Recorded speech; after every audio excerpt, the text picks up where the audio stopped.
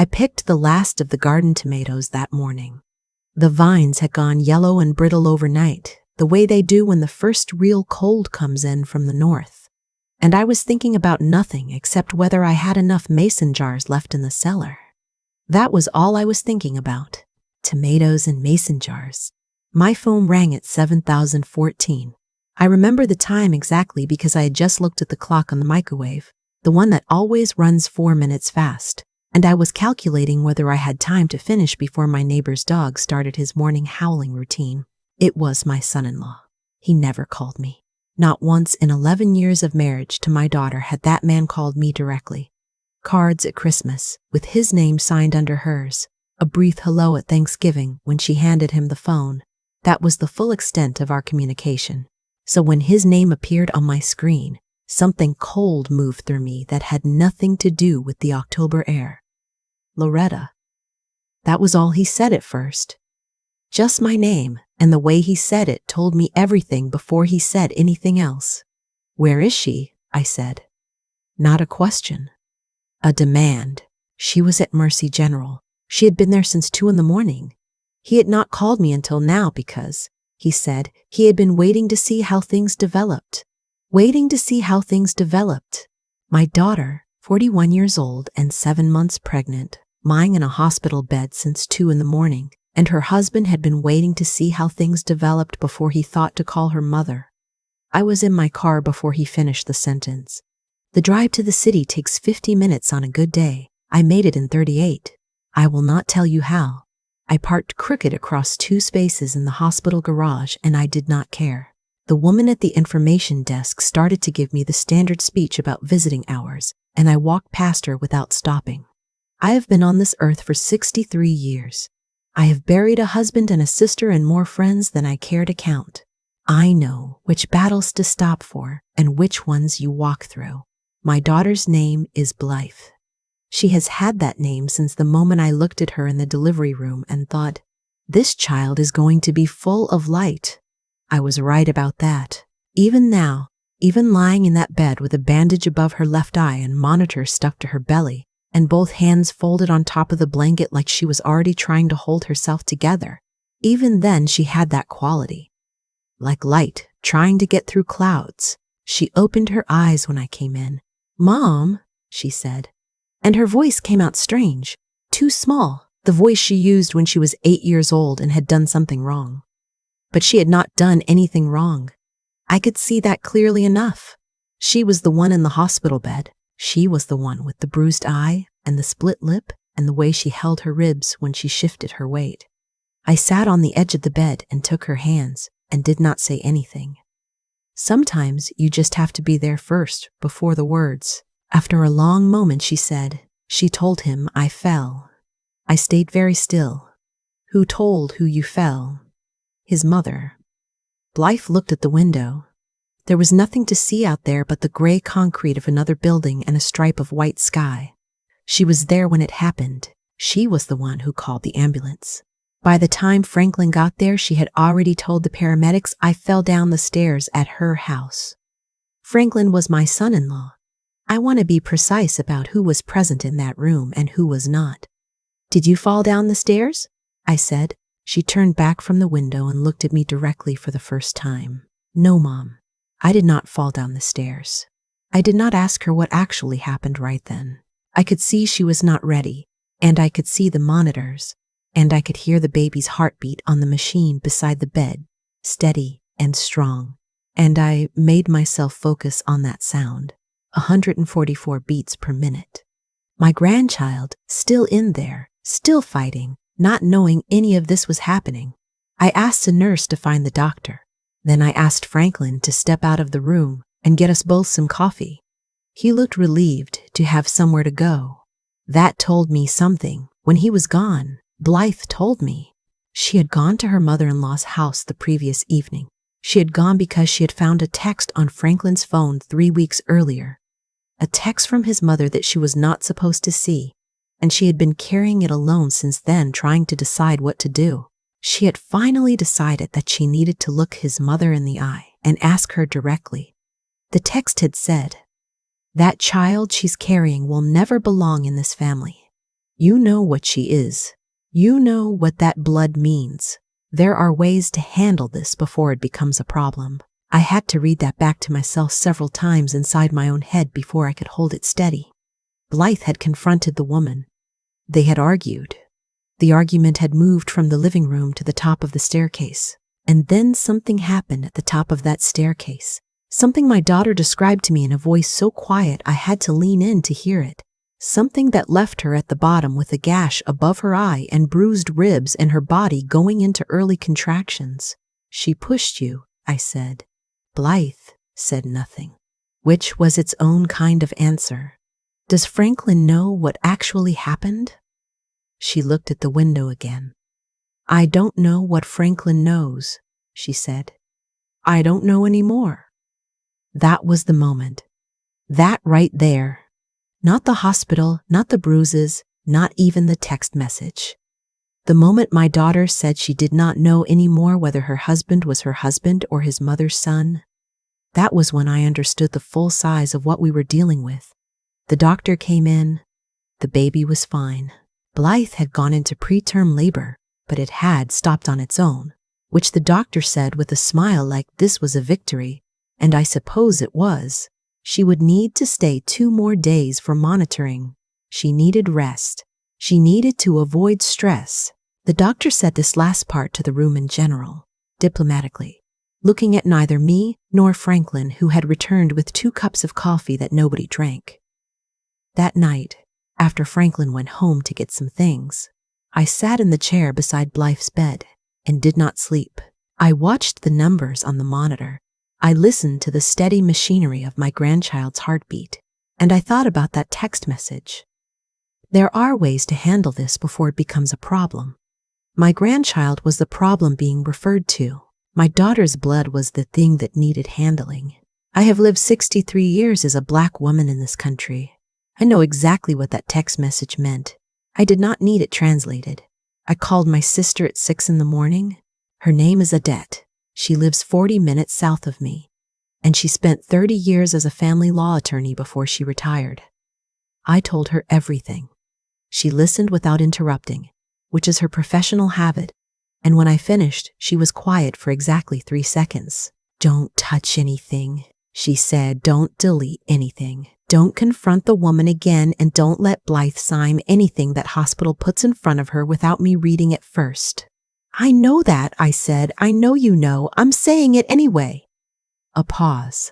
How is she? She's scared. And you? I watched the number on the monitor. 144. 144. 144. I'm past scared, I said. I'm somewhere on the other side of it. Odette understood what I meant by that. She has known me for 63 years. She said she would be there by 9. She was there by 8:30. Blythe was released on the 3rd day. The question of where she would go was not a simple one. Her home was Franklin's home, and Franklin's home was 3 miles from his mother's house, and his mother had a key. That was not acceptable to me. I said so plainly. Franklin did not argue. This was both a relief and a further piece of evidence about what was happening inside that man. A husband who loved his wife the way a husband should love his wife would have had things to say about where she was going to recover. He would have made the situation uncomfortable for me. He would have pushed back. Instead, he nodded and said whatever Blythe needed, like a man who already knew something was ending and was simply waiting for the paperwork. She came to my house. She slept in the room that used to be hers, the one with the yellow curtains that have been there since she was 16. I brought her soup, and I did not ask her questions. I let her sleep. I watched the baby monitor app she had put on my phone, and I listened to my grandchild's heartbeat through the tiny speaker, and I let Odette do what Odette was doing. What Odette was doing was building a case. She had connections, even in retirement. She found out that the paramedics' report noted Blythe's account of the fall was inconsistent with the stair configuration. There had been a responding officer at the scene who had written something similar in his notes, and then, oddly, amended the report the following morning. Odette wanted to know why a report gets amended at 8 in the morning after a scene where nothing was officially disputed. She found out why. Franklin's mother was not simply a woman with ugly opinions about her daughter-in-law's bloodline. She was a woman with connections to the city's planning commission through her late husband's business. She had done favors for people. People had done favors for her. The amended report traced back, through 3 careful steps that Odette traced with the methodical patience of someone who spent 3 decades following paper trails, to a city clerk who owed the woman a particular kind of debt. "It's not clean," Odette told me, sitting at my kitchen table with her reading glasses pushed up on her forehead and folders spread across the surface. "None of this is clean, but it's enough." Enough for what? Enough to make someone very uncomfortable if it found its way to the right people. She took her glasses off her head and set them on the table. "I want to talk to Blythe before we decide anything." Blythe was stronger by then. 2 weeks of sleep and soup and the yellow curtains and not having to be braced for anything had put color back in her face. She sat at that same kitchen table and Odette laid it out for her plainly, the way Odette does everything. "You have options," Odette said. "Criminal complaint, civil suit, or quiet pressure that ends this without a courtroom. Each one has costs. What do you want?" Blythe was quiet for a long time. She had her hands on her belly, the habit she had developed in those last weeks, always keeping contact with the baby. Finally, she said, "I want her to understand what she did, not just to feel consequences. I want her to actually understand." Odette nodded slowly. "That's the hardest thing to get. You understand that?" "I know." Blythe looked at me, "But that's what I want. I want to tell you about the moment I understood what my daughter had become, because it surprised me even though it should not have. She had always been full of light. But light can be soft or it can be the kind that cuts. In that kitchen, 38 weeks pregnant, recovering from what had been done to her, she was the cutting kind. She was not asking for revenge the way people imagine revenge. She was asking for something more demanding than that. She was asking for accountability that required the other person to actually see. Odette filed the criminal complaint 2 days later. Not through any back channel, through the front door, directly. With documentation that included the original paramedic report and the amended version, side by side in a carefully written summary of how the amendment came to happen. The officer who had amended his report resigned 11 days later. The city clerk was placed under internal review. And Franklin's mother received, on a Thursday afternoon, a visit from 2 detectives who asked her to come down to the station to clarify some things about the events of that October evening. I know this because Odette told me. I was not there. I was at my house watching Blythe's face when Odette called with the news, and what I saw on my daughter's face was not triumph. It was something quieter than that.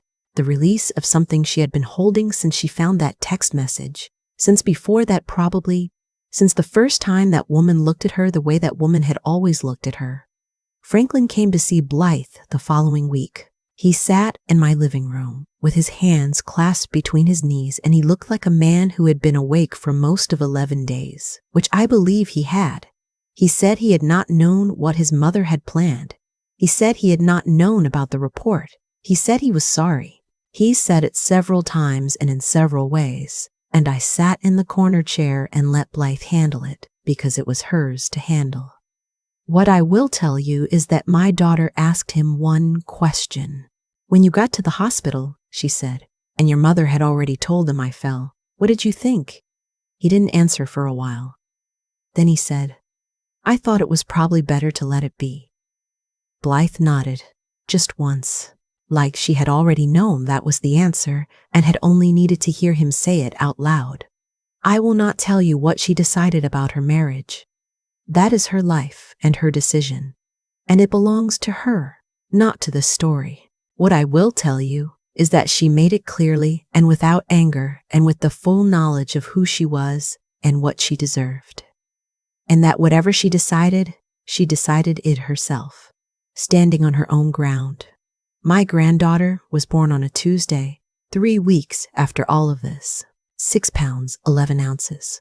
She came into the world in the same hospital where her mother had lain in that bed, which I found meaningful in a way I couldn't quite put into words. The same building, different room, entirely different circumstances.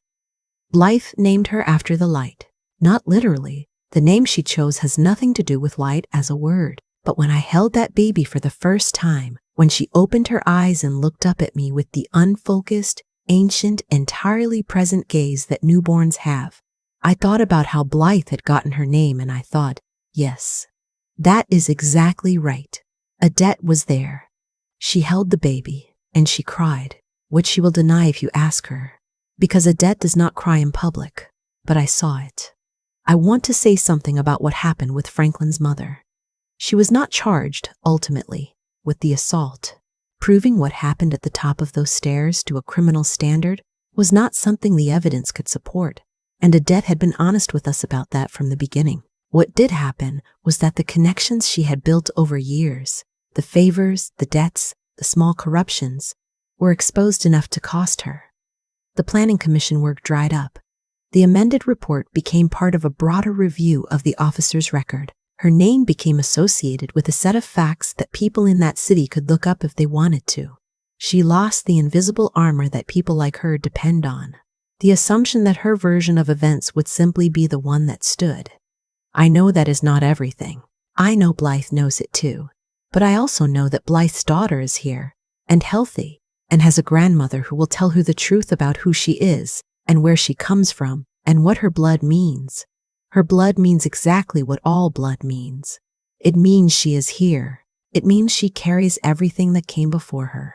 It means she is the continuation of people who survived things they should not have had to survive, who built things on ground they were told they had no right to stand on, who passed something forward into the future because they refused to let it die. That is what the blood means. There is a photograph on my mantle now. Blythe in the hospital bed, propped up on pillows, holding her daughter for the first time. Adette standing beside her with her arm around Blythe's shoulder, still trying to compose herself. Me on the other side, leaning in, and the look on my face is one I don't entirely recognize when I see it in photographs, because I don't often let it out. It is uncomplicated joy. Just that. Nothing else in the frame. When I picked those last tomatoes that October morning, I was thinking about nothing except mason jars. I could not have imagined what the next 3 months would require of me, of Blythe, of all of us. I could not have told you we had it in us. But we did. It was always there, passed down, carried forward. That's how it works. I have thought a lot about cause and effect since that October morning, about how every cruelty leaves a mark, and how every mark eventually becomes evidence of something. What Franklin's mother did was not a single act. It was the last visible point in a long line of choices she had made over years. The quiet dismissals at dinner tables, the comments wrapped in politeness, the text message she sent her son believing it would stay private. Each one of those was a choice, and choices accumulate. They build a record, whether you intend them to or not. She had been writing her own account of herself for a long time. She just did not expect anyone to read it back to her. That is what I mean when I think about cause and effect. Not punishment from the outside, but the natural weight of who you decide to be pressing down on everything around you until it gives way. She had spent years constructing a version of herself that depended on nobody looking too closely. Adette looked closely, and what was there to find was what had always been there. My daughter is one of the most intelligent people I know, and I do not say that because she is mine.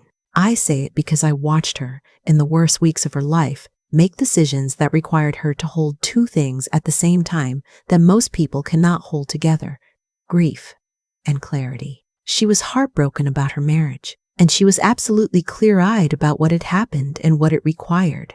That is not easy. That takes something that has been built over time, quietly, the way good things are built.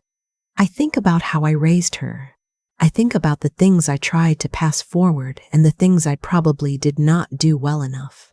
I do not have a clean accounting of my own motherhood, but I know I told her the truth about who she was.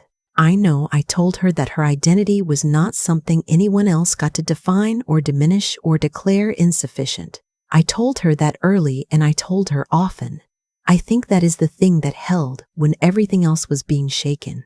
Adette said something to me once, years ago when we were both much younger, that I have never forgotten. She said the most dangerous thing you can do is let someone else's cruelty teach you to doubt yourself. Because then they don't need to do anything else. They've done their work and gone home, and you've finished the job for them. Blythe did not finish the job for anyone. She sat in that hospital bed and she held her daughter inside her, and she was afraid and she was in pain, and she did not collapse inward. She came out of it knowing exactly who she was. That is not luck. That is a lifetime of choosing, over and over, to know yourself rather than accept someone else's version. What I want people to take from this, not as a lesson, just as something I carry, is that the truth of who you are is not fragile, the way people sometimes make it seem. It does not shatter because someone declares it dirty or insufficient or lesser. It simply waits for you to return to it. And when you do return to it, when you stand back on your own ground, everything that was built on the lie has to reckon with what is actually solid. Blythe named her daughter something that means light. I think that is right. I think that is exactly right.